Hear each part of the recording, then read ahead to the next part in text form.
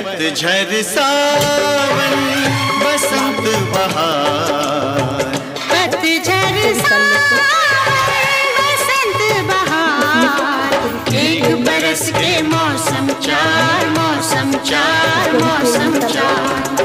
पांचवा मौसम प्यार का